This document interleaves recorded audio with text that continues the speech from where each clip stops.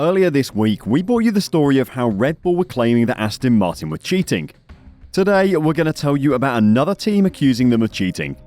Christian Horner likes to say that the higher you rise in Formula 1, the sharper the knives get. Aston Martin might be the Julius Caesar of the F1 paddock because every other team is trying to stab them in the back.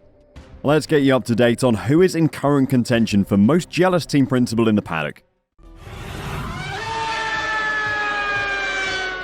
Aston Martin getting on the podium on pure merit in Bahrain has to be one of the biggest development successes in Formula 1 since the start of the hybrid era.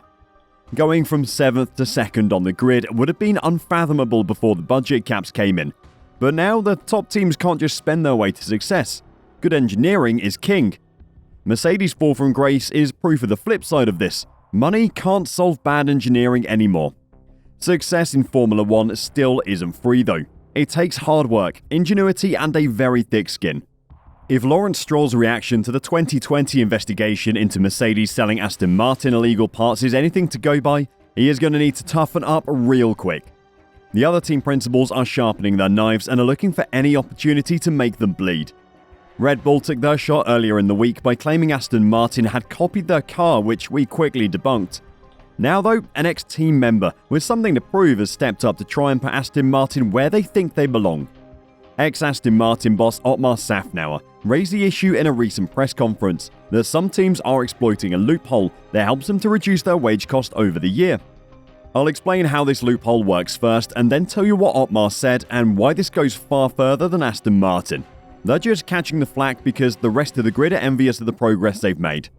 We actually reported on Ferrari and Mercedes doing this last season for any long-time viewers watching. When the budget cap came in, the biggest teams had to lay off a large number of staff to stay within it. Remember, those teams voted for the cap and agreed on the amount it was set at, so they knew that was coming. Losing a large number of staff because you can't afford them anymore is terrible for those that lost their jobs, but the teams didn't want to get rid of everyone. The more engineers you have, the more development you can do. Therefore, the more engineers you have, the faster you go. The top teams didn't want to get rid of all their staff, so they had to come up with inventive ways to keep them involved in the team, but not on the payroll, or just not on the payroll full time. So what they did was move staff to other projects while they weren't needed on the F1 team. This meant they could still be paid a full wage, but for half of the year, that wage wasn't included in the budget cap. Instead, it was paid by their pedal bike department in Ferrari's case, or their sailing team in Mercedes' case. I'm serious about that bike thing, by the way. Ferrari actually had F1 engineers developing pedal bikes.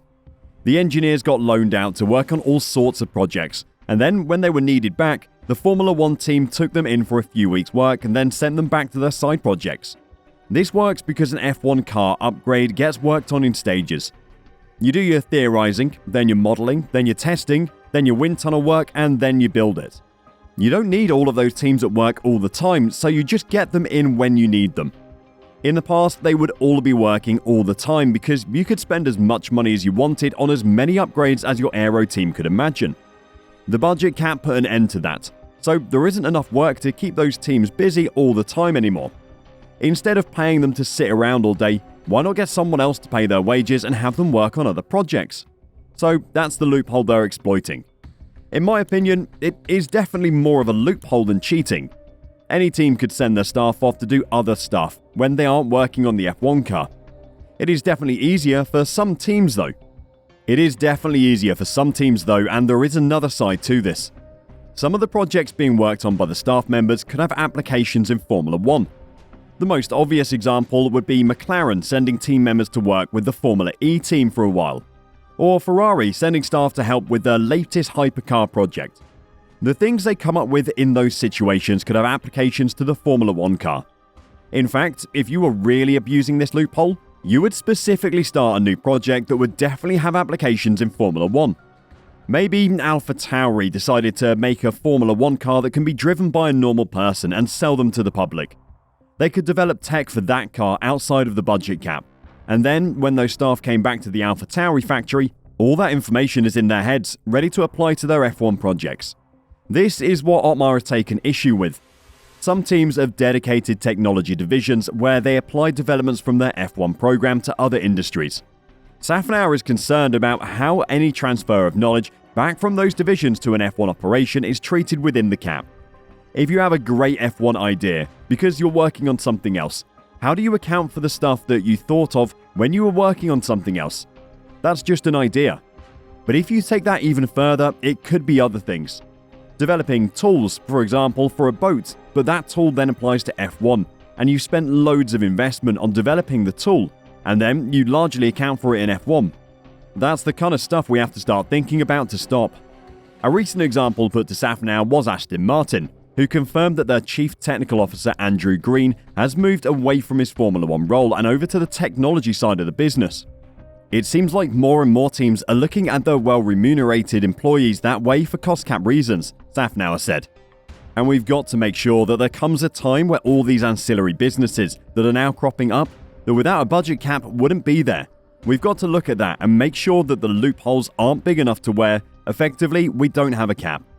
Otmar actually went on to admit that Alpine have done this exact thing, sending some of their staff to work on the Alpine A110, which is one of the ugliest cars I've seen in a long time, by the way. So this program obviously goes a long way beyond Aston Martin. I wouldn't be surprised if every team on the grid is using this loophole to some extent, so what can be done about it? Honestly, probably not a lot. You could force F1 teams to have any staff working for their team to be paid a full wage, and not allow them to work elsewhere. The problem is that F1 teams bring in consultants and external workers for a variety of roles, so that really doesn't work. You could set a limit to how many staff could be on flexible contracts. Say 80% of your staff have to be full-time employees. That could potentially work, but I don't know enough about the overall contractual state of a Formula 1 team to be able to say. We need someone very senior in human resources to help us work that one out. It is incredibly difficult to police this. You can't just wipe people's memories of the work they've done on other projects each time they step through the front door of the factory. There is always going to be an aspect of this going on in Formula 1. The task for the FIA is to find a way to limit it to a level that doesn't contravene the new budget cap rules. To give you an idea of how bad this is, we've seen reports that Aston Martin has 200 employees that work in the exact same building as the F1 team, but for different companies. That source makes some pretty insane claims, and considering we haven't seen them confirmed anywhere, take that with a big pinch of salt. If this is as big a problem as Otmar seems to think, then this needs looking into seriously by the FIA. On a small scale, it won't have too much of an effect, but if teams have hundreds of employees working for other companies, developing stuff for their team, then the budget cap may as well not exist, because clearly it isn't working. How do you think the FIA should deal with this problem? Let us know your thoughts in the comments down below, and while you're down there, hit that subscribe button to keep up to date with everything happening in F1. Until next time, drive safe and bye for now.